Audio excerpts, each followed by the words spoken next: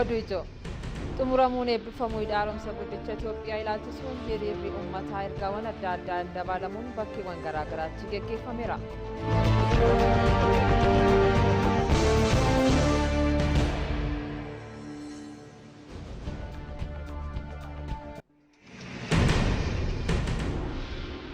mootummaan naannoo Oromiyaa milkaa'ina hidhaaromsaa irratti galmaa'ee nageenya waarawaa mirkaneessuun qaaleensa jireenyaa tasgabbeessuu fi kenna tajaajilaa fooyyessuu irratti kan itti fufsiisu ta'uu pirezidaantichi aanaa mootummaa naannoo Oromiyaa Awwaluu Abdii mirkaneessan.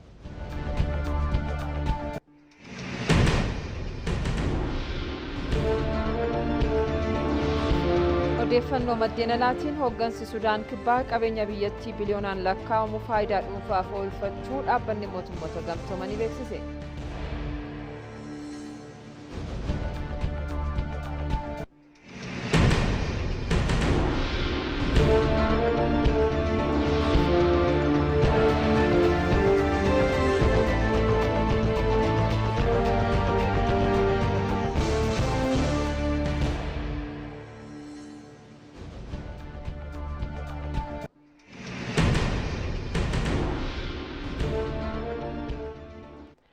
harka fuunee kabajamtoota daawwattoota keenyaa TV Afaan Oromoo irraa roobii sa'aatii jaaf qindeeffannee simbiraan keenya oduu isinitti himuun heeraan silashiitii hanga xumuraatti nu waliin taa'ichaa guyyaarraa xumuramuun eebbifamuu hidhaaromsa guddicha Itoophiyaa ilaalchisee naannoo Oromiyaa magaalota garaa garaatti hiriirri uummataa taasifameeti kan jiru.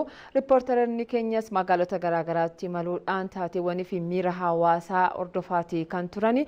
Egaa Asaantii Asan Adaamaarraa akkasumas Siisaa Soorachaa magaalaa Jimmaarraa Saxxoota Shomaammoo Asallaarraa gara boodaatti ergaawwan achirratti darban dhaadannoowwan achirratti dhageessifaman akkasumas miira uummataa kan nu biraan ga'an ta'u ammaaf garuu gara oduutti aanutti darbaa turtiin keessan ammas ETV Afaan Oromoo waliin ta'u.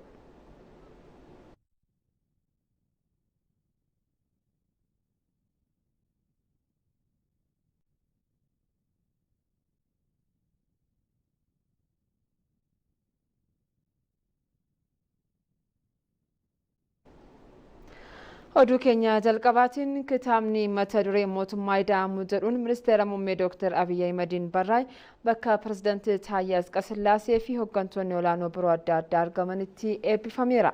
Ministeerri muummee Abiy Ahmed sagantaa eebba kitaabichaa irratti argaman ergaa dabarsaniiru. Ergaa isaanii kanaanis humnaa fi ejjennoo ida'amee yoo qabaanne Itoophiyaa badhaatee dhaloota dhaalchisuu dandeenyas jedhaniiru. Kanaaf immoo milkaa'inni sagantaa ashaaraa magariisaa fi hidhaaromsaa irratti galmaa'e fakkeenya gaarii ta'uu dubbataniiru.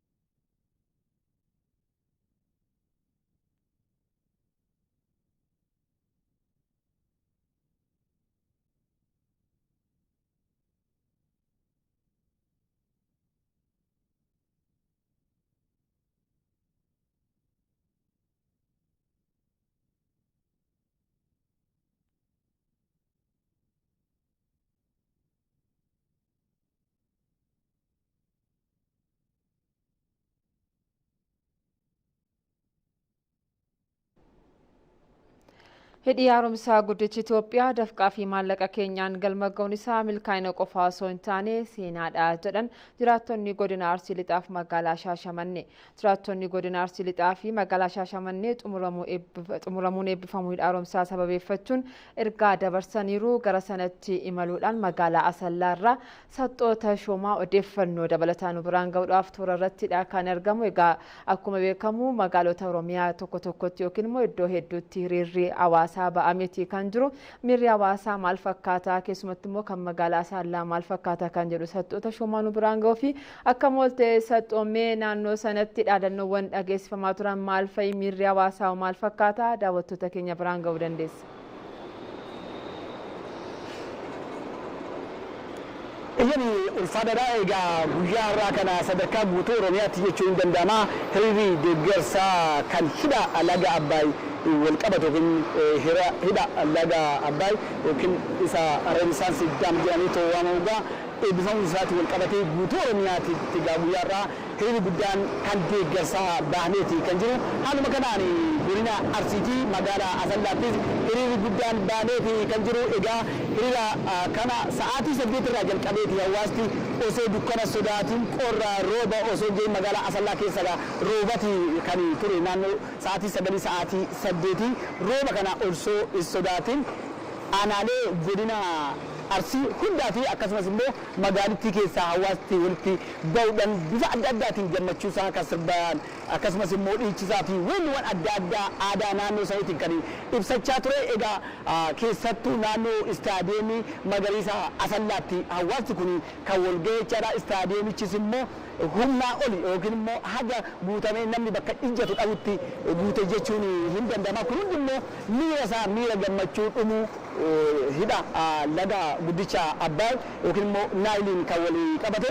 Egaa kanaanis gaa keessattuu keessummoonni garaagaraa argamanii jiru. Keessummoota argaman keessaa pirezidaantii itti aanan mootummaa naannoo Oromiyaa Awwaluu Abdii akkasumas immoo afayyaa'in caffee Oromiyaa Saadaa Abdurrahmaanii fi kanneen biroo argamanii kan jirani. Egaa haasaa kan taasisan pirezidaantii itti aanan mootummaa naannoo Oromiyaa Awwaluu Abdii Itoophiyaan gaa rakkoowwan adda addaa akkasumas qormaata garaagaraa keessa teessee biyya waan hunda injifachuu dandeessu akka ta'e egaa Adawaan jalqabaa agarsiistuu jiranii meeshaa xaaliyaanii meeshaa amma funyaanii hidhattee turufte meeshaa aadaatiin meeshaa duubatti hafaadha ofirraa deebistee amma immoo Adawaa kan lammaffaa kan ta'e hidha haaromsa guddicha Itoophiyaa oduu qormaata garaagaraa haga dhaabbata mootummoota gamtoomeetti Gibxii fi akkasumas immoo Sudaan dhimma nageenya irratti yeroo 13 himachaa kan turte yoo ta'u ammallee irra kan jiran yookiin immoo Itoophiyaa himachaati kan jirtu kan hunda keessa ba'uudhaan egaa Itoophiyaan kan hidha haaromsaa guddicha hojjechuudhaan eebbistee gammachuun kun kanaaf gammachuu addaati jedhanii jiru.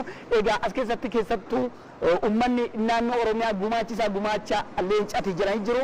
Kanaanis boondii bituudhaan akkasumas arjoomni fi kallattiiwwan garaagaraatiin birrii biiliyoona 12 waggaa 14 keessatti walitti qabaniitoo hidha haaromsa guddichaa gumaachuu akka danda'anii fi kanaaf immoo keessattuu hidhi haaromsaa karaarra ture badiidhaaf yookiin immoo pirojektichi dhaabbachuudhaaf karaarra ture mootummaan kunimmoo yookiin immoo mootummaan ministeera muummee Dr. Abiyyiin durfamu waggaa 7 riifoormii taasiseen tokko jedheetoo akka waan dhaliteetti ka'e yookiin immoo pirojektii du'aaf ga'e lubbuu itti horamee har'a sadarkaa addunyaa ajab jettuun beeksisuudhaan akkasuma hidha guddaa addunyaa kan Afrikaa irraa tokkoffaa ta'e eebbisiisuun danda'ame jirani. Kanaaf ummanni Oromiyaa fi ummanni Oromoo sabaaf sablammoota wajjin walitti ta'uudhaan wanna hedduu hojjete kanaaf galateeffatamuu qabdu waan jedhan kaasanii jiru. Akkasumas immoo bulchaan godina Arsii Ibrahim Kadirisgaa ummata godinichaa baay'ee akka galateeffatanii fi sochiiwwan hidha haaromsaa keessatti taasifamaa ture gama maallaqa walitti qabuudhaan yaadan akkasumas hayyoota gumaachuudhaan hojiiwwan gurguddaa hojjechaa akka turee fi hidhi kun immoo ummata godinicha kanaa bifa addaatiin kan fayyadu keessattuu gama humna ibsaa iddoowwan hin argamne biraan ga'uudhaan fi kallattii adda addaatiin hojii industirii hojiiwwan adda addaatiin bu'aa guddaa akka qabu himanii jiru. Kanaaf ummata hiriira nagaa kana akkaatti bifa addaa tanaan baanitoo ibsataniif egaa galatoomaa ulfaadhaa Itoophiyaan isin jaalatti.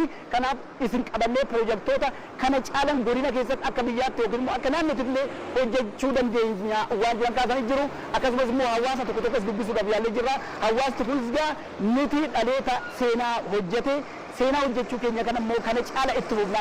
Seenaa hojjenne seenaa laga Abbaay irratti hojjenne seenaa birootiin hidha 3-4-5 hojjenne umurii keenyatti wanni gurguddaa arguu barbaannaa biyya teenya biyya guddoo ta'uu barbaannaa biyya teenyarraa godaanuu barbaannu keessattuu dubartiin biyya Sudaanitti godaantee turte tokko namni biyya isaa keessatti qofa akka kabajamuu fi biyyaan ala yoo ta'e immoo rakkoo keessa akka galu gaafa jaalalli biyyaa kan namaaf galu gaafa biyya ofii fi biyya biraa deeman waan jedhanii kaasaa turanii. Egaa haala waliigalaatiin ummatichi yaadannoowwan adda addaatiin keessattuu tokkummaadhaan waan hin danda'amne dandeessisnee jirra.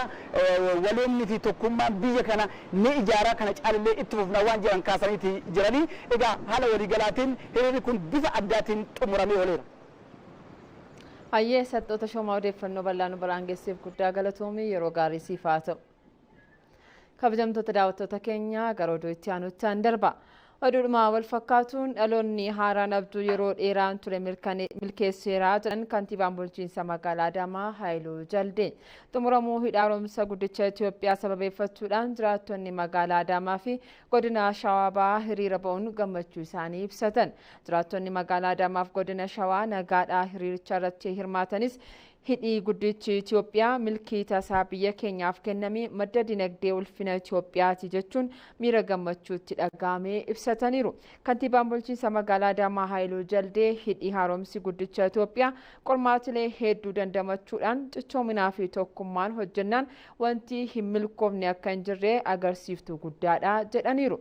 Itti dabaluunis waloomni hawaasarraa mul'atu ammoo Piroojektota gurguddoo ol ka'iinsa biyyattii labsan galmaan ga'uuf humna olaanaa ta'us ibsaniiru.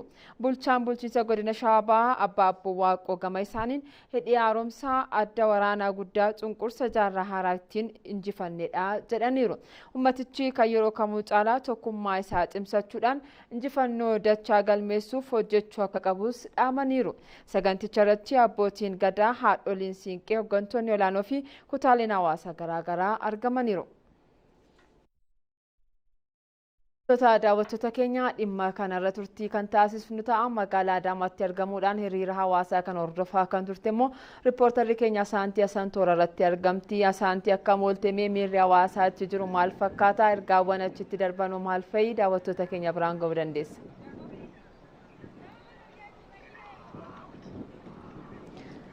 Tole galatoomii heeraan akka mul'atan kabajamtoota daawwattoota keenya egaa akkuma beekamu hidha haaromsa guddicha Itoophiyaa eebbifamuu sababeeffachuudhaan egaa guutummaa biyyattii magaalaa Finfinnee dabalatee egaa guyyoota darbanitti hiriirri deeggarsaa fi gammachuu calaqqisiisu egaa Itoophiyaanota hunda biratti mul'achaati kan jiru jechuudha.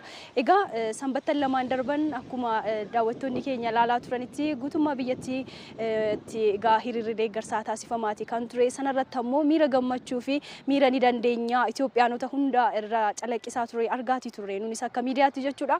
Egaa sanuma hordofuudhaan ammoo guutummaa Oromiyaatti keessaayyuu sadarkaa Oromiyaatti guyyaa har'aa magaalota gurguddoo Oromiyaa akkasumas magaalota godinaalee dabalatee hiriirri deeggarsaa fi miira gammachuu ibsannaa kun adeemsifamaati kan ture jechuudha. Egaa nunis kan argamnu magaalaa Adaamaatti jechuudha. Egaa ganama subiidhaan jiraattonni magaalaa Adaamaa fi godina Shawaa Bahaa egaa walitti dhufuudhaan aanaalee dhufan irraa immoo egaa mootoowwan yookaan immoo qabataniiti kan isaan argaman jechuudha. Egaa kan nuti argine asitti miira gammachuu qofaatu hin taane miira ni dandeenya cichoomina gamtaa fi tokkummaa Itoophiyaanota kaleessa ture har'as egaa nutis hirmaanne irra jechuudha. Ganamarraa kaasnee immoo daawwattoota keenya biraa tamsaasa kallattiidhaan ITV'n egaa afaanota garagaraan dabalatee gahaatii qaqqabsiisaati kan ture jechuudha. Egaa hidhi laga Abbayyaa yookaan hidhi guddichi haaromsaa kun ammoo Itoophiyaanotaan egaa dafqa Itoophiyaanotaan dhiiga cobaa fi dafqa coba dafqaan egaa kan ijaaramedha jechuudha. Bara 2003 irraa kaasee erga dhagaan bu'uuraa taa'ee irraa kaasee ammoo Itoophiyaanonni hundi waan qaban irraa ayyoliin sabbata isaanii irraa hiikuudhaan waan qaban qooduudhaan egaa Itoophiyaan ijaartee xumurtee egaa galmaan geessee eebbisiisteetti kan jirtu. Kanaan egaa miira itti dhaga'ame Itoophiyaanonni kan calaqqisiisaa jiran jechuudha. Egaa hidhi haaromsaa kun ammoo Itoophiyaanotaaf hiikaa guddaadha kan inni qabu. Itoophiyaaf akka biyyaatti akkasumas ammoo gaanfa Afrikaa fi biyyoota ollaa keessattuu biyyoota yaa'aa gadi jiraniif illee kun misraachuu guddaadha jechuudha. Egaa Itoophiyaan kophaa ishee fayyadamtee osoo hin taane fayyadamummaa waloo haala mirkaneesseen egaa bu'aa ba'ii hedduu keessa darbuudhaan egaa hidha haaromsaa kana xumurtee dhugoomsitee kan jirtu. Egaa humna ijoollee isheetiin maallaqa ijoollee isheetiin ofii ishee egaa kennaa uumaan rabbii kenneef qabeenya uumamaa ishee egaa misoomsuudhaan itti fayyadamuu akka dandeessu agarsiisteeti kan jirtu. Kanaaf ammoo xumuramuun hidha haaromsaa guddicha Itoophiyaa ammoo agarsiistuu guddaa akka ta'edha jechuudha. Egaa torbanoota darban keessatti hundi keenya akka ilaalaatii turre miidiyaaleen idilaa addunyaa namoonni bebbeekamoon gurguddoon ta'an ammoo dhimma kana egaa wal harkaa fuudhaa ajandaa miidiyaa guddaa ta'eeti kan ture jechuudha. Xumuramuun hidha haaromsaa guddichaa kuni maaliif yoo jenne egaa qoqqobbiiwwan garaagaraa dandamachuudhaan rakkoolee garaagaraa keessa darbuudhaan dhiibbaawwan alaa fi keessaa dandamachuudhaan egaa galma kan ga'e jechuudha. Akkuma beekamu hidhi haaromsaa laga Abbayyaa kun ammoo bara 2000 fi 3 dhagaan bu'uuraa isaa haa ta'u malee mootota sana dura turaniin illee egaa kan darbee dhagaan bu'uuraa taa'e jechuudha. Dhaloota ammaatiin immoo kan dhugoome jechuudha. Egaa hidhi haaromsaa kun piroojeektii guddaa meegaa piroojeektii kan jedhamu yoo ta'u egaa walharkaa fuudhinsa dhalootaan kan galma ga'eedha jechuudha.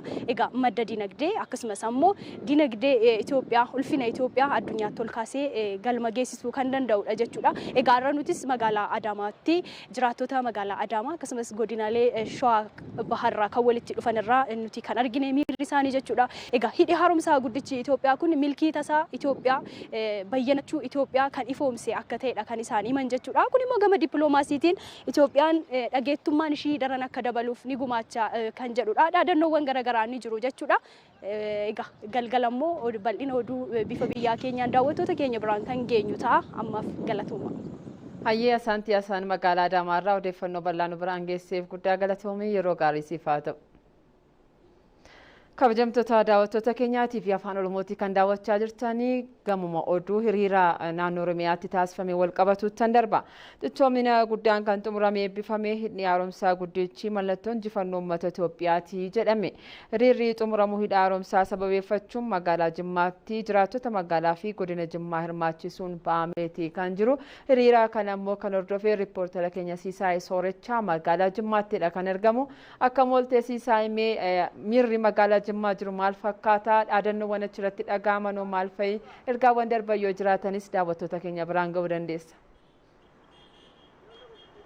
Hayyee guddaa galatoomii heeraan egaa akkuma beekamu torbee kana keessa hidhi haaromsa guddicha Itoophiyaadha. Torbeedhaan dura erga eebbifame as guutuu biyyattiitti egaa mirri gammachuudha akkuma itti fufetti jira guyyaa har'aa egaa godinaalee Oromiyaa garaagaraa keessatti mirri hiriira gammachuudha ibsachuudha. Egaa deemsifamaa jira bakka amma nuti itti argamnu godina Jimmaattis hawaasni godina Jimmaa fi magaalaa Jimmaa egaa aanalee garaagaraa irraa dhufanii as isteediyeemii magaalaa Jimmaatti mira gammachuu isaanii ibsachaa turaniiti jiru. Hidhi haaromsaa guddicha Itoophiyaa egaa mallattoo injifannoo mallattoo waloomaa ta'uunsaa kan beekamudha. Egaa ganama obboroorraa ka'ee hawaasni godinichaa iddoolee garaagaraatti dhufanii obboroorraa ka'anii egaa dhaadannoo garaagaraatiin sirba garaagaraatiin iddoo kanatti argamanii isteediyeemii Jimmaatti argamanii gammachuu isaanii ibsachaa turaniiti jiru. Deeggarsa hidha haaromsaa guddicha Itoophiyaatiif taasisaa turaniin firiin isaa argamuu isaatiin egaa hawaasni godinichaa iddoolee garaagaraatti egaa yaada isaanii ibsaa turaniiti jiru. Keessattuu ergaan hiriira kanarratti darbaa ture akka Itoophiyaan Afrikaanotaaf fakkeenya guddaa ta'uu dandeessu tokkummaa Afrikaanotaa cimsuu keessatti shoorri Itoophiyaan taasisaa turte olaanaadha. Akkuma beekamu Adawaa injifannoon Adawaa tokkummaa Afrikaanotaa cimsuu keessatti tokkummaa Itoophiyaanotaa qofa osoo hin taane tokkummaa Afrikaanotaa cimsuu tokkummaa uummata gurraachaa cimsuu keessatti shoorri inni baachaa ture guddaadha. Hidhi haaromsaa guddicha Itoophiyaa sadarkaa addunyaattis ta'ee sadarkaa Afrikaatti sadarkaa jalqabaarra jiru. Hidhi haaromsaa guddicha Itoophiyaa xumuramuun isaa immoo fakkeenyummaa haaraa Itoophiyaan injifannoo lammaffaa galmeessuu isheedha kan mul'isu ta'uusaa ergaaleen garaagaraa darbaa turaniiti jiru. Hawaasni hiriirtonni hirmaannaa hidha kanarratti hirmaachaa turanis egaa ergaa isaanii dabarsaa turaniiti jiru. Dhaadannoowwan garaagaraa barreeffachuudhaan sirba isaanii keessatti egaa ergaalee garaagaraa dabarsaa turaniiti jiru. Kanaan dabalatas hooggansi godina Jimmaatis egaa saganticha irratti argamaniiti jiru. Keessattuu akkuma beekamu godina Jimmaatti hawaasni godinichaa hirmaannaa cimaa taasisee jira. Kanaan wal qabatee kanaanis bu'aa firii dadhabbiisaa kan argachuu isaatti akka itti tole egaa bulchaan godinichaa Tijaanii Naasir ergaa dabarsan keessatti kaasaniitu jiru. Keessattuu tokkummaa Itoophiyaanotaa cimsuu keessatti walooma Itoophiyaanotaa cimsuu keessatti hidhi haaromsaa guddichi Itoophiyaa shoorri inni baate guddaa ta'uu isaati. Kun immoo Afrikaanota birattis gahee guddaa akka qabudha. Tokkummaa Afrikaa cimsuu keessatti tokkummaa hawaasa gurraachaa cimsuu keessatti shoorri inni qabu guddaadha. Dandeettiin Itoophiyaa hagam akka ta'e ciminni Itoophiyaa hagam akka ta'e Afrikaanota kaawwaniif fakkeenyummaa guddaa akka ta'u obbo Tijaaniin kaasaniitu jiru. Kanaan dabalatas kantiibaan bulchiinsa magaalaa Jimmaadha obbo Xahaa Qaasim ergaa isaanii keessattis Afrikaanotaaf egaa gammachuu guddaa kan ta'ee fi Afrikaanota kan boonsu hidhi haaromsa guddicha Itoophiyaa cichoomina ummatichaatiin fi akkasumas immoo hooggansaatiin xumuramuunsaa fakkeenyummaa guddaa kan qabu ta'uusaa kaasaniitu jiru. Keessattuu gara fuula duraattis piroojektota gurguddoo biyyattii yaadde xumuruu keessatti hidhi haaromsaa guddicha Itoophiyaa fakkeenya guddaa akka ta'uu fi ka'umsa guddaa akka ta'uu fi gara fuula duraattis egaa badhaadhina Itoophiyaa cimsuu keessatti shoorri inni qabaatu guddaa ta'uudha. Biyyattiin misooma gara fuulduraatti taasiftu keessatti inni haaromsaa guddicha Itoophiyaa misoomaalee kaawwaniifis kaka'umsa guddaa uumuu akka danda'u ergaaleen gurguddaan darbaniiti jiru. Gara fuulduraattis hawaasichi tumsa isaa akka cimsu hiriira kanarratti egaa ergaa isaaniitiin ibsaa turaniiti jiru. Mirri as ture mira guddaa fi hawaasni naannoo magaala Jimmaa fi godina Jimmaa egaa hiriira kanarratti ergaa isaa guddaa dabarfateeti jira. Gara fuulduraattis tumsa taasisuu akka cimsa itti fufu ergaa isaatiin hubachiisaa tureera heeran. Hayyee siisaa odeeffannoo bal'aa nu biraan geesseef guddaa galatoomii yeroo gaarii siif haa ta'u nagaan ture.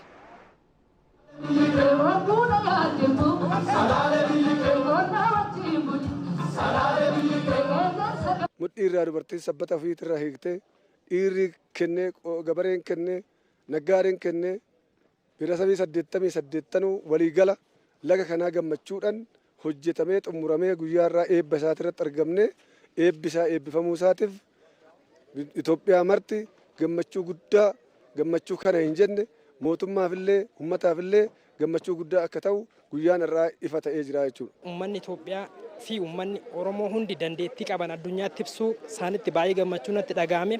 Akkasumas immoo kanatti aansuudhaan humna qabnuu fi dandeettii qabnu kana dabarsine wanta dhufu hundarratti illee humnaa fi dandeettii uummanni Oromoo qabu hundii fi uummanni Itoophiyaa qabu Afrikaatti akka dabarsuun itti aansine addunyaadillee akka geenyu dandeettii keenya kan ibsine. Qophii baay'ee irra turre har'a nu oduurra fi guyyaa sadaffaa keenya baay'ee gammade. Ani beeku bakka dubbachuuf tokkummaadhaan manni Oromoo tokkummaadhaan hin danda'amu jedhanii odoo wanti jechaa jiranuu tokkummaadhaan waliin taanee iddoo kana ga'uu keenyaaf baay'ee guddaa dasna'ee jira. Warri kaleessa hin danda'an nuun jedhan dandeettii keenyatti argisiisnee jirra. Kanaafuu dandeettiin dargaggoota ammas cimee bahuu qaba.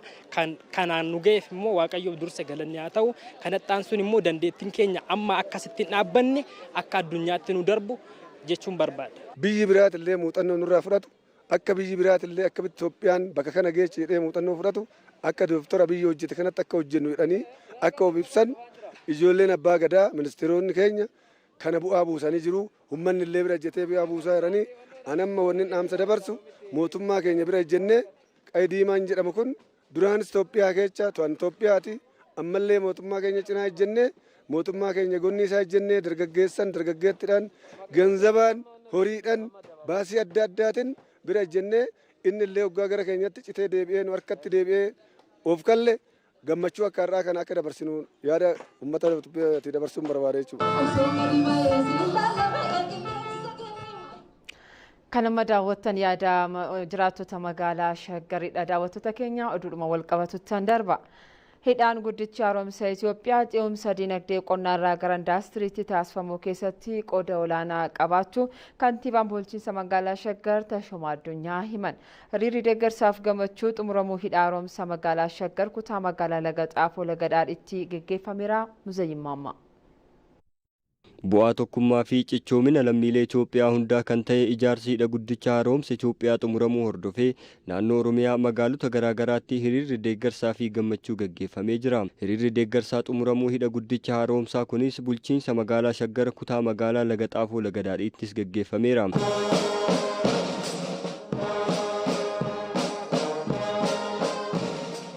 Itoophiyaan qabeenya bishaanii hedduu qabaattus sababoota adda addaatiin osoo hin fayyadamin turtee jirti kan jedhan hiriira deeggarsaa kanarratti kan argaman kantiibaan bulchiinsa magaalaa Shaggar Dr. Tashoomaa Addunyaa milkaa'inni ijaarsa hidhichaa hojii dippiloomaasii cimaa fi cichoominaan kan dhugoomeedha jedhanii jiru. Piroojeektiin hidha haaromsaa xumuramuusaa sadarkaa biyyaas haa ta'u sadarkaa addunyaatti bu'aa fi deeggarsa guddaa fideera.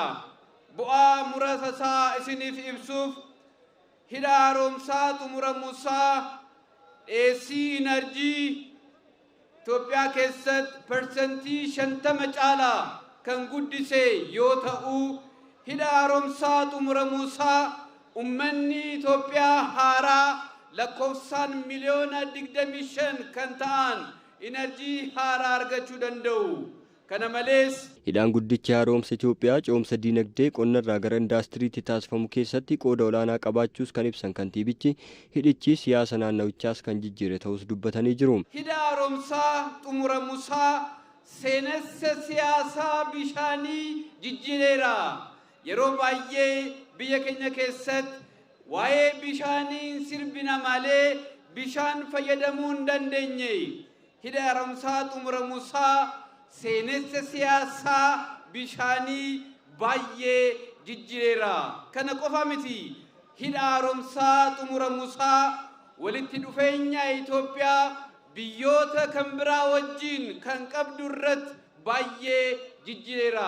Hidhaan guddichi haaromsa Itoophiyaa seenessa Itoophiyaan hin dandeettuu jedhu kan jijjiire dhagaamtummaa biyyattiis kan guddiseedha jedhanii jiru. Ijaarsi hidhichaa dhiigaa fi kutannoo uummata biyyattiin kan milkaa'e ta'uus ibsanii jiru. Dinnis firis beekuu kan qabu hidha haaromsaa keenya kan xumurre dhiigaa fi murtee hojii keenyaan waan ta'eef ammas dafqaa fi dhageenya fayyadamnee badhaadhina waloo sadarkaa biyyaatti akka mirkaneessinu sadarkaa magaalaas magaalaa hammayyaa ijaaruuf carraa guddaa waan nuuf kennuuf gammachuu keenya ibsuu barbaanna.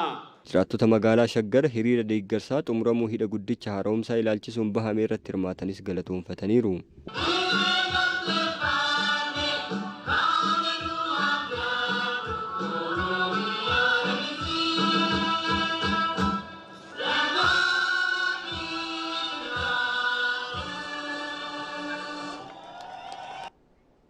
Kabajamtoota daawwattoota keenya bariisuu birraa kaasee magaalota Oromiyaa garaagaraatti hiriirri deeggarsaa yookiin immoo hiriirri miira gammachuu ibsannaa hawaasaa geggeeffamaati kan jiru kutaa magaalaa Shaggarittis akkuma daawwattan hiriirri deeggarsaa geggeeffameeti kan jiru riippoortara keenya Mangistuu Akkumaadha kan hordofaa ture akka mooltee Mangistumee miirri achi jiru maal fakkaataa ergaawwan darbanoo maal fa'i akkasumas dhaadannoowwan achi turan maal fa'i daawwattoota keenya biraan ga'uu dandeessa.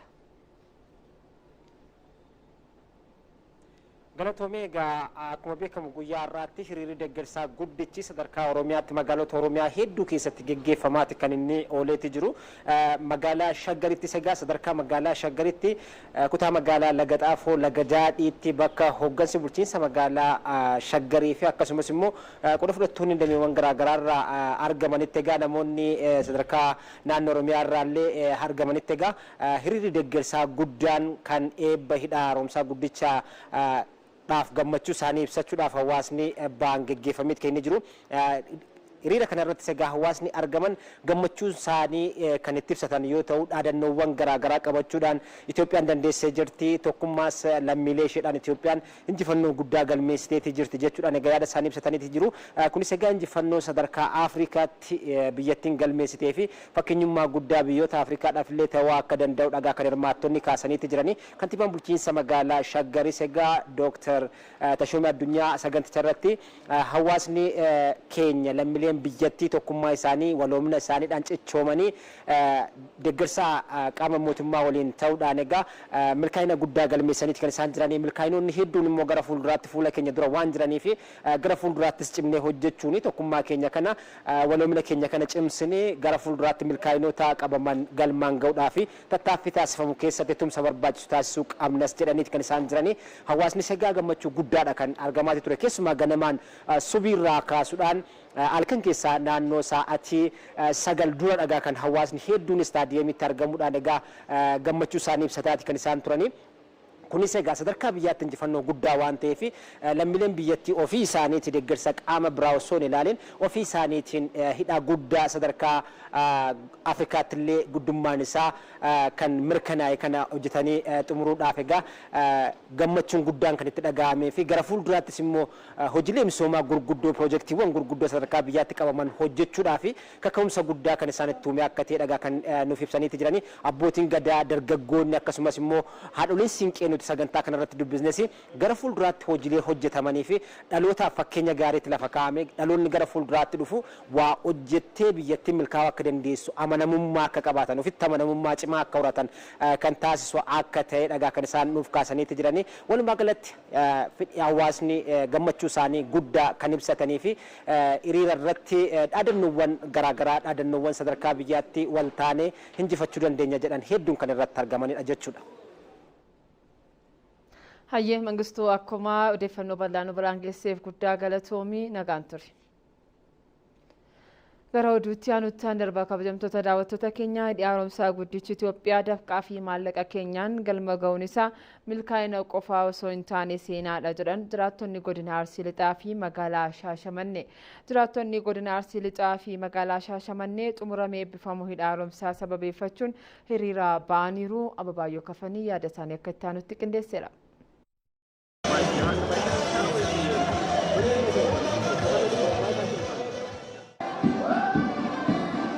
Hawaasni godina Arsii fi jiraattonni bulchiinsa magaalaa Asallaa hidhni guddichi eebbifamuu gammachuu isaaniitti dhaga'amee hiriira ba'uun ibsataniiru. Arsii! Asallaa!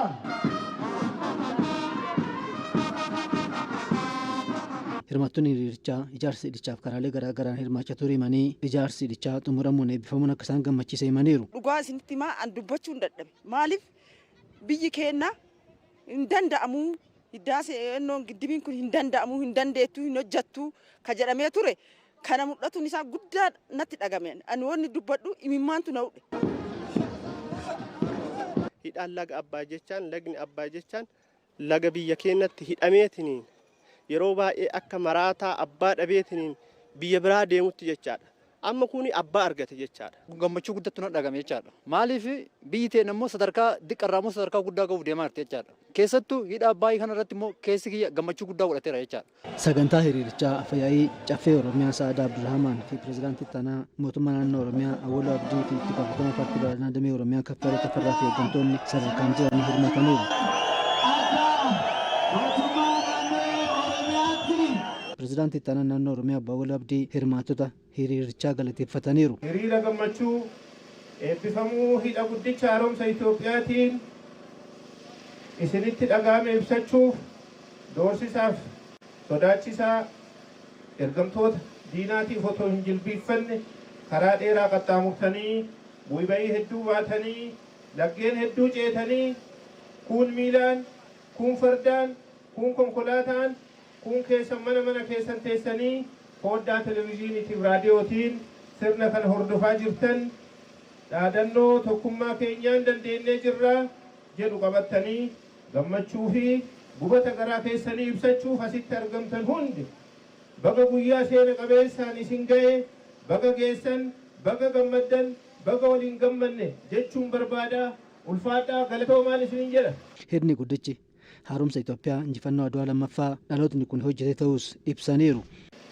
Lanni mormor yookaan Abbaayaan qe'ee madda isaa biyya abbaa isaa gadadoo fiyyummaa dukkanatti dhiisee biyya ormaa qananiisaa waggootaaf jiraatee jira. Mootummaaf dhaloonni darban Abbaayaa misoomaaf oolchuuf yaalanis dadhabanii Abbaayaaf sirbanii Abbaayaaf weeddisanii nagaa itti dhaamuun geggeessaa turanii jiru. Dhaloonni haaraan kunii fi mootummaan jijjiiramaa keenya hawwii barootaa fi abjuu abbootii karooraan masakamee hooggansa tarsiimaan hoogganamee kudhaamamee irree gamtoomeef sabootaaf sabaaf sablammootaan ijaaramee hidha haaromsa guddicha Itoophiyaa xumuree eebbisiisuuf gootummaan Itoophiyaa irra deebi'uun addunyaaf dhugoomsee jira. Oduudhuma walqabatuun hidhi haaromsaa agarsiistuu tokkummaa fi walummaa uummata Itoophiyaa ta'uu jiraattonni godina Arsii fi magaalaa Asallaa himan. Hiriirri deeggarsaa xumuramuu hidha haaromsaa sababeeffachuun godina Arsii fi magaalaa Asallaatti adeemsifameera. Saxxoota Shoomaa yaada jiraattotaa dubbisee jira. Daawwannee walitti adeeminu.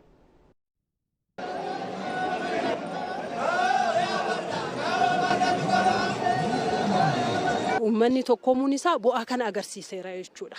Tokko daangaa haga daangaatti namni galii isaa xiqqaarraa kaasee haga sadarkaa olaanaatti warri qabu galii isaa walitti qabeet sadarkaa guddaatti sadarkaa kanaan gahee jira waan ta'eef gammachuu guddaatu nutti dhagahame.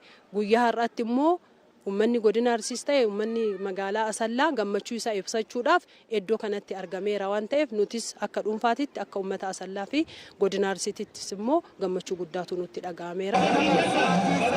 Itoophiyaan tokko yoo taate cimteetiin uummanni Itoophiyaa tokko yoo ta'e addunyaan addunyaan gara keenya fuula hin garagalchite ka jedhu agarsiisa jechaadha. Maaliif guddinni ifaan biyya keenyaa kun gara fuula duraa akka eeggattummaa jalaa baaneetiniin akka biyyoota alaatitti immoo biyyoonni Afrikaanonni immoo akka nurraa deeggarsa barbaadan kana nutti agarsiisa jechaadha.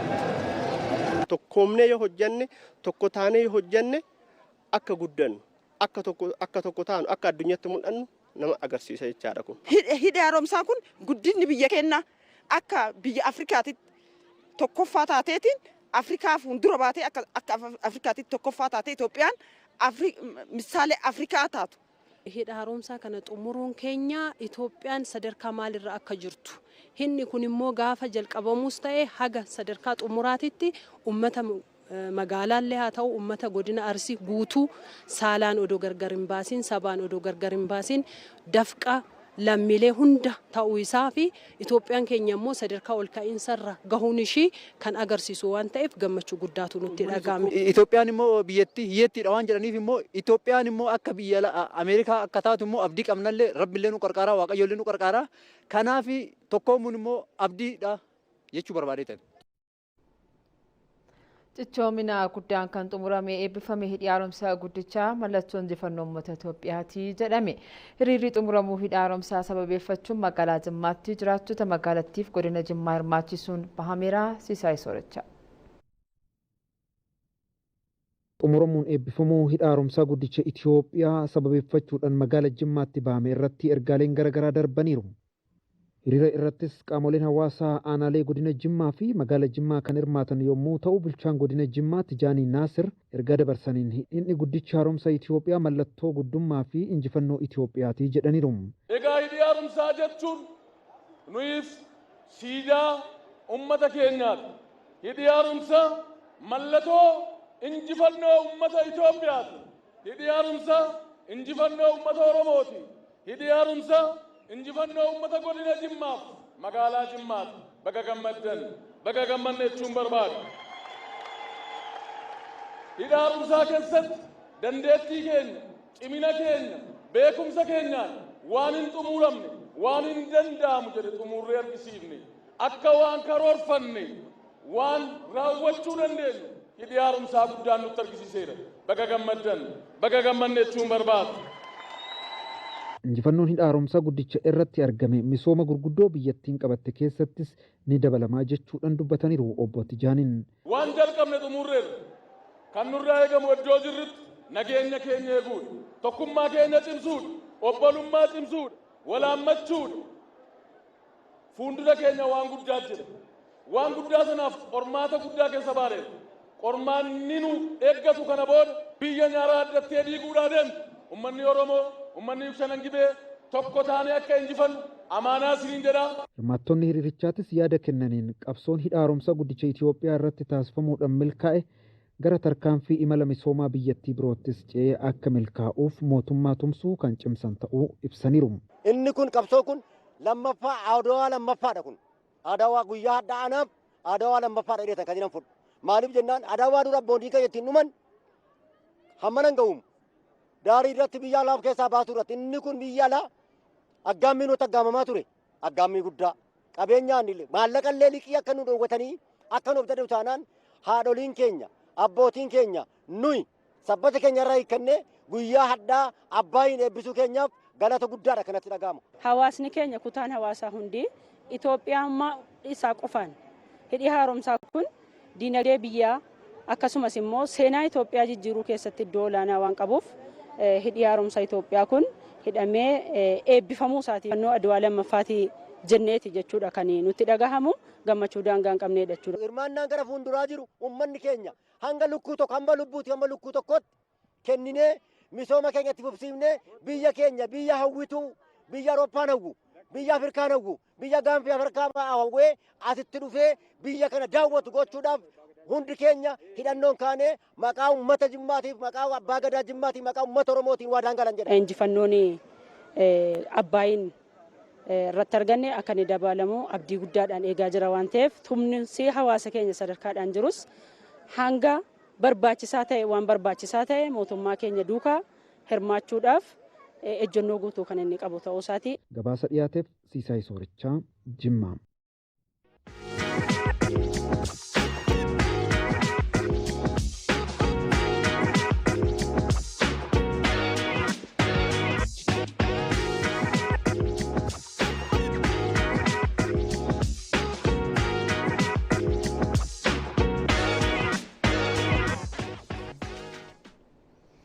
ኢቲቪ afaan Oromootii kan daawwachaa jirtanii oduu hidha haaromsaa wal qabatu keessaa yeroo baanu ammoo naannoo Oromiyaa bara barnootaa 2018tti manneen barnootaa sadarkaa garaagaraatti barattoota miiliyoona 11 ol barsiisuuf galmeessuu beeksise. Qulqullina barnootaa eegsisuuf qophii dursaa taasisuus naannichi beeksiseera. Bulchiinsa magaalaa Shaggaris barattoota 400 fi 39 galmeessisuun karoorse 80 ol galmaan ga'uu beeksiseera.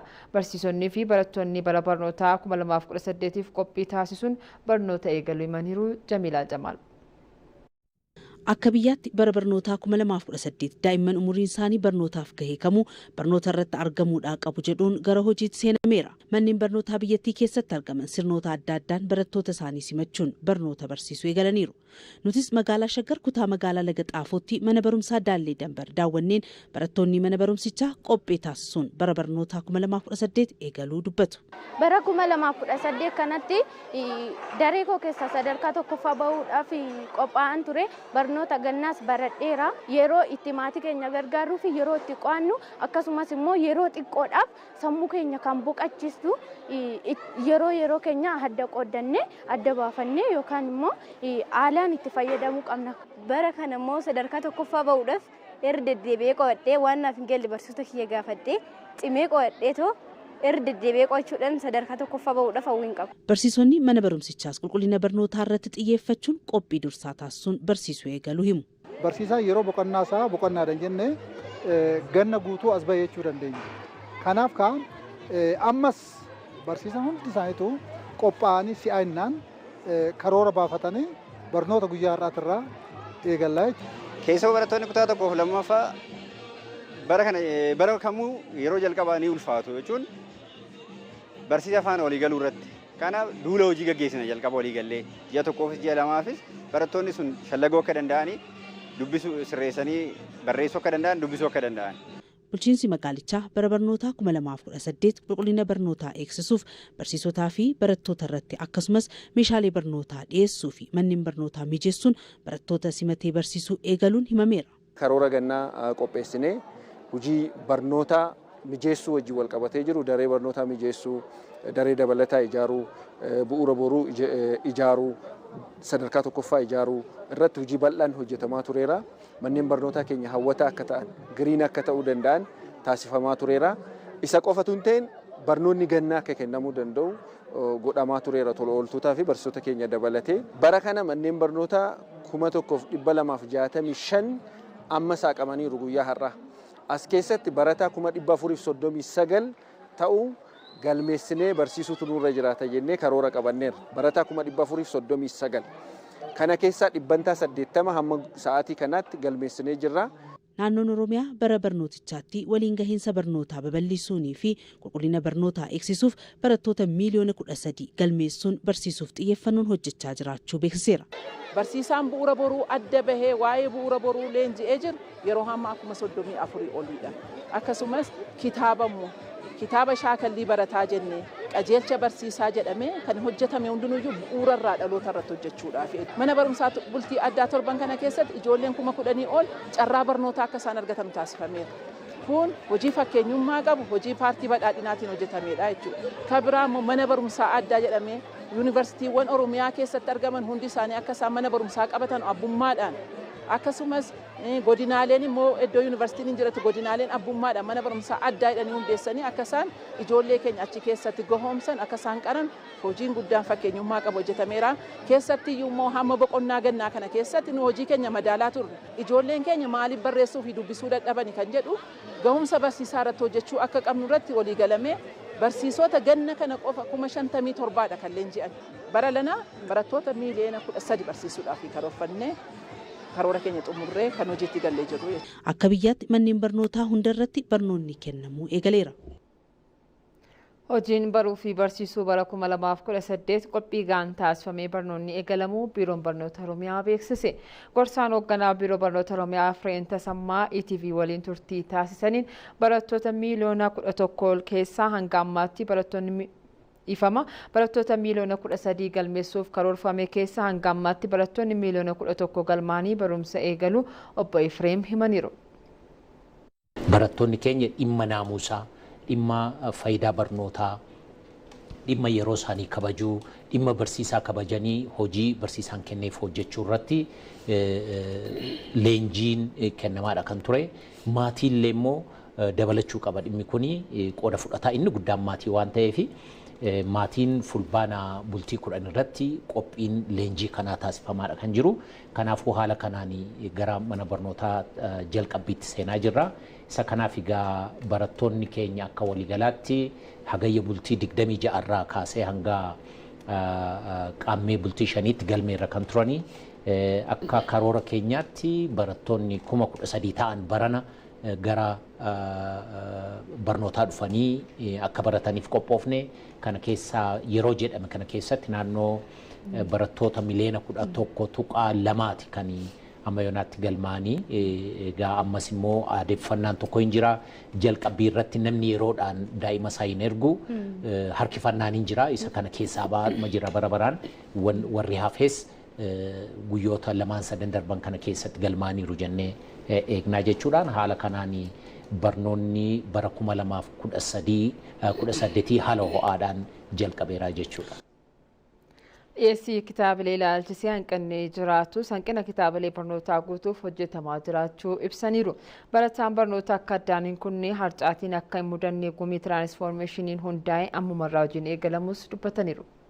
Bara barnoota jalqaba irratti maatiin isaa meeshaalee barbaachisan bitee uffannaa barbaachisan hodhisiisee gara barnootaatti seenaa yeroo murtaa'eef dhufanii qabeenya kana hundumaa bishaanitti naqanii barnootarraa deebi'uun sababoota adda addaatiin hin jira inni kun akka hin taaneef caasaan barnoota Oromiyaadhaa hojii gurguddaa hojjechaa jira mootummaan naannoo Oromiyaas isa kanarratti xiyyeeffannoo addaan hojjechaa jira isa kanarratti akka hojjetanii fi gumiin tiraansfoormeeshinii barnoota Oromiyaa hin jira sadarkaa naannootti kaasee amma mana barumsaatti kan hundaa'e jechuudha hojiin isaanii maatii hawaasa wajjin walitti dhufanii rakkoo akkasii kana furuudha barataan akka barnooti jalqabee manatti hin deebinee fi hojii gurguddaa hojjechaa jiru jechuudha caasaan bulchiinsa gandaallee isa kana hojii koo isa guddaadha jedhee fudhatee irratti hojjechaa jira. Sagantaa nyaataa barattootaa bara kanaas cimsuuf qophiin taasifameera kan jedhan obbo Efreem barataan hojiin isaa barachuu qo'achuu fi shaakallii cimsuu akka qabus dhaamaniiru.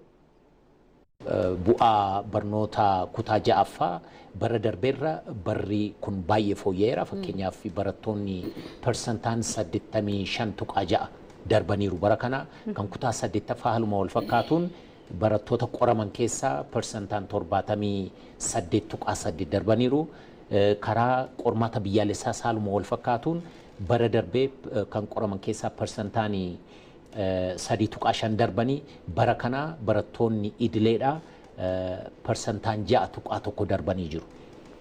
Egaan barachuu yeroo ilaallu akkanumaan mana barumsaa dhaqanii deebi'anii galuutuun ta'in wantoota hin malleen haamileen isaanii tuqamurraa barachuudhaan ala furmaanni namummaa hin jiru bara jarraa 21ffaa kana keessa namni tokko nama guutuu ta'uu kan danda'u yoo barate duwwaa akka ta'e ijoollee keenya barattoota keenya caasaan barnoota jiru leenjii adda addaa kenneera. Leenjiin ammas lasii kaasaa ture kaleessa barattoonni hundi barsiisonni hundi leenji'aniiru uummanni keenyas barbaachisummaa barnootaa beekee maatiin barataan hawaasni barnootaa hundumtuu xiyyeeffannoo guddaa kennee bara barnootaa kana haala addaatiin karaa bu'a qabeessa ta'e hundumtuu akkatti deemuuf maqaa biiroo barnoota Oromiyaatiin waamicha taasisuun barbaada galatoomaa ulfaadhaan jedha. Buufanni xiyyaaraa Bishooftutti ijaaramuun guddina damee aviyeeshiniif shoora olaanaa akka baatu himame. Buufatichi deeggarsa faayinaansii baankii misooma Afrikaatiin kan ijaaramu ta'uunis ibsameera. Mangistuu akkuma.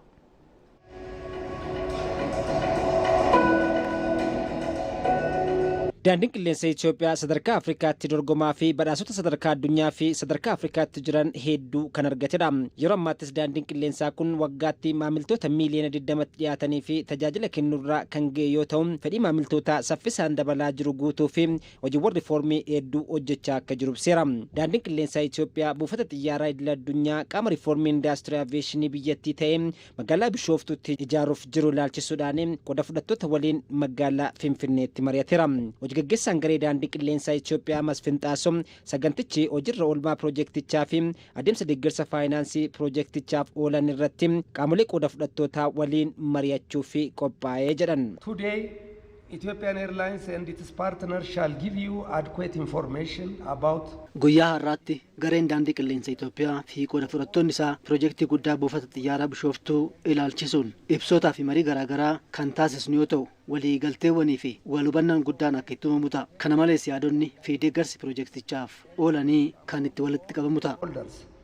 And reinforce positive interest for participation in the project. Saganticha irratti kan argaman ministeera maallaqaa Ahmed Shidee saganticha irratti baankiiwwan sadarkaa addunyaa fi dhaabbileen ijaarsaa beekamtii olaanaa qaban waan argamanii fi milkaa'ina piroojeektichaadhaa fi murteessaadha jedhan. ዋናው ፕሮጀክት ፋይናንሲንግ mariin taasifamaa jiru inni guddaan dhimma faayinaansii piroojeektichaa irrattidha. Asitti dhaabbileen deeggarsaa jiru akkasumas baankiiwwan idil addunyaa hedduutu jira. Dhaabbileen ijaarsaa ga'umsa olaanaa qabanis as keessa waan jiraniif kanaaf qaamoleen kallattii garaagaraa ijaarsa piroojeektichaa keessatti hirmaatan waan jiraniif milkaa'inni piroojeektichaaf qooda guddaa qabu. Kanaaf mariin kun hojii faayinaansii piroojeektichaatii fi wal hubannoo gaarii uumuun dhaabbileen faayinaansii gara hojiitti akka galan kan taasisuudha. ከፍተኛ ውጤት የሚያመጣና የተሻለ መግባባት በመፍጠር ፋይናንሰሮች ወደ ዝርዝር የአፕሬዘል ስራ ውስጥ እንዲገቡ የሚጋበዝ ነው የሚሆነው። ፕሮጀክቲን hojjetamu kunis doolaara biiliyoona 10 kan hojjetamu yoo ta'u industirii aviyeeshinii biyyattii guddisuutti dabalataanii walitti dhufeenya biyyoota Afrikaa fi qooda olaanaa qabaachuu isaa simaniiru. የቢሾፍቱ ኤርፖርት ሀብ እና ኤርፖርት ሲቲ ፕሮጀክት Piroojeektiin buufata xiyyaaraa Bishooftuu seenaa Itoophiyaa fi Afrikaa keessatti gama faayinaansiitii fi guddina isaatiin isa jalqabaati. Baasiin piroojeektichaaf qabame baasii haaromsaa ni caala. Doolaara biiliyoona 10 kan gaafatudha. Kun immoo indaastirii aviyeeshinii keenyaa sadarkaa olaanaan kan guddisuu fi walitti hidhamiinsa naannoo Afrikaaf qooda olaanaan kan qabudha. የሎኬሽን ሀብነታችንን አጠናክሮ ይቀጥላል። የኢትዮጵያ አቅም ብቻ ሳይሆን የቀጠናውን ትስስር አቅምን በከፍተኛ ደረጃ የሚያሳድግ ነው የሚሆነው። Daandiin qilleensaa Itoophiyaa bara baajataa 2017tti maamiltoota miiliyoona 20tti siqan kan keessummeesse yoo ta'u tajaajila fe'umsaa toonii 700 fi 50 deddeebisuu akka dandeessu ibsameera. Baankiin Siinqee filannoowwan dijitaalaa adda addaa qaqqabamummaa fi hammattummaa faayinaansii mirkaneessuuf dandeessisan babal'isuu irratti ciminaan hojjechaa jiraachuu beeksise. Baankichi dhaabbata East Africa Master Card fi Premier Switch Solution yookaan PSSC waliin waliigaltee hojii waggaa 5 turuu mallatteesseera. Hawwii Taaffasaa. Baankiin Siinqee adeemsa qaqqabdummaa faayinaansii mirkaneessuuf dhaabbilee teekinooloojii maaster kaardii fi piriimiyer swiich sooluushin waliin kaardii tajaajila kaffaltii duraa eegalchiisuuf waliigaltee mallatteesse. Teekinooloojichi kaffaltii raawwachuu, bittaa gaggeessuu fi tajaajila e-koomersi karaa salphaan argachuuf kan dandeessisudhas jedhameera. Waliigaltichaa pirezidaantii baankii Siinqee Niwaay Magarsaa, pirezidaantii taanaa East Africa Master Card Sheehiriyaan Alii fi hojii gaggeessaa piriimiyer swiich sooluushin Ammahaa Taaddasaa waliin ta'uun kan mallatteeffame. Baankichi lakkoofsa maamiltoota isaa miiliyoona 10 irra ga'uu fi dameelee isaa kutaalee biyyattii hunda keessatti 600 ol qaqqabsiisuun lakkoofsa hojjetoota isaa 12,000 ol irraan ga'uus ibseera. Pirezidaantiin baankichaa Niwaay Magarsaa dhaabbilee teekinooloojii waliin waliigalteen gaggeeffame waggoottan 5 dhufaniif pirojektoota gurguddoo waloon hojjechuuf kan dandeessisu ta'uu ibsuun baankichi tajaajila inni kennu ammayyeessuuf gargaaraa jedhan. Ji'a 3 keessatti pirojektii kaardii kafaltii addunyaa kana yookaan prepaid jenna dura kaardii irratti guutama mallaqichi addunyaa bakka hundumaa deemnee isaan kaardii saniin kafaltii kana raawwachuu hin dandeenya jechaadha. Siinqeen karaa maaster kaardii godhee maamila keenyaaf filannoo kennuufi jecha. Kun har'a finnee hojiirra oolchineet maamiloota keenya beeksisnee jechaadha. Inni lammataa immoo waggaa 5 dhufuuf istiraatejik biizines paartinarshiippii waliigaltee maaster kaardii wajjin har'a walii mallatteessine jechaadha. Kun maal inni warri maaster kaardii tajaajila elektiroonikii ta'an faayinaansii baay'ee qaban. Ani isaan qaban san fuunee taraadhaan qorachaati gara keenyatti jijjiirratti kastamaayis gochaati maamiloota keenya biraan ga'u jechaadha. Mul'ata diinagdee dijitaalaa Itoophiyaa dhugoomsuu keessattis shoora olaanaa ba'achaa jiraachuu pirezidaantiin baankichaa Niwaay Magarsaa ibsaniiru. Biyya keenya gara dijitaalaatti ceesisuu keessatti tajaajila kennaa jirru dijitaalii gochuu waan ta'eef jechaadha. Kanaan wal qabatee dameen keenya hundumti isaaniitu walitti hidhamanii jiranii moobaayil baankiing, intarneet baankiing, kaardi baankiing har'a immoo addunyaatti daballee jirra. Eejensii baankis xumurree jirra. Waggaa 3 keessatti kana finne jechaadha. biyya keenya Itoophiyaa gara dijitaalawaatti ceesisuu keessatti shoora nu taphachuu qabnu tajaajila faayinaansii karaa dijitaalii kennuudha. Hojii gaggeessaa Premium Switch Solution PSC Ammahaa Taaddasaa oomisha haaraa fiduun kaardii imala addunyaa ta'ee baankichi maamiltoota isaaf dhiyeessuuf kan qophaa'e ta'uu ibsan. ከስንቄ ጋር አዲስ ፕሮዳክት ያመጣ ነው የኢንተርናሽናል ትራቨል ካርድ ነው። baankii siinqee waliin oomishni haaraa fidne kaardii imala idil addunyaati. Maastar kaardii waliin ta'uun pirimeem swiich soluushinii waliin hariiroo yeroo dheeraa qabu. Hariiroo sana fayyadamuun baankiin siinqee maamiltoota isaaf wayita imala biyya alaa gaggeessan kaardii kana tajaajila garaagaraaf oolchuuf dandeessuu hojiirra oolchine. Akka kaampaanii teekinooloojiitti baankichi maamiltoota isaaf kaardii imalaa kennuu akka danda'u fi biyyoota 190 deemanii keessatti kaardii kanaan akka fayyadaman kan taasisudha jechuudha. Baankiin siinqee wayita ammaa sadarkaa gareetti ol guddachaa kan jiru ta'uu fi kaapitaala waliigalaa isaas birrii biiliyoona 14 irraan ga'uusaa beeksiseera.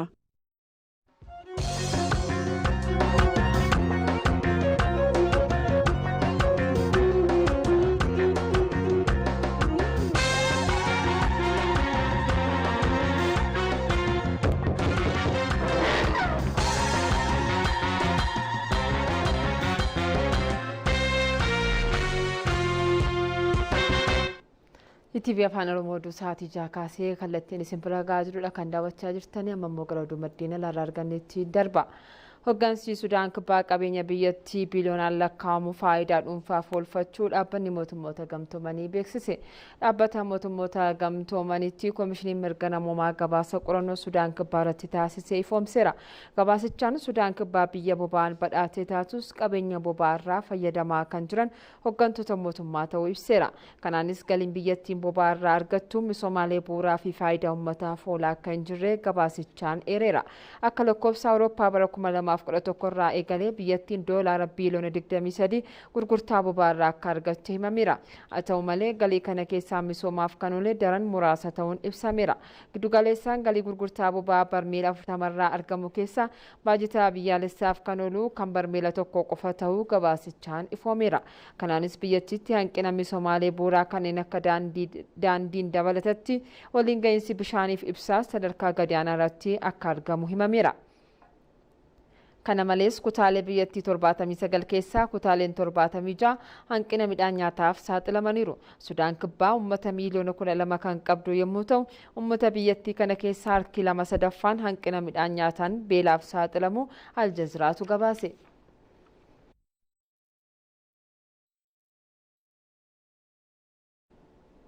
Filannoo Maalaawii keessatti gaggeeffame hordofuun firiin filannichaa lakkaa'amuu eegale. Filannichi walaba dimokiraataa fi haala haqa qabeessa ta'uu koomishiniin filannoo biyyattii beeksiseera. Lakkoofsi firii filannichaas ifatti eegalamuu ibseera. Firiin filannichaa waliigalaas roobii torban har'aa akka ibsamuu eerameera.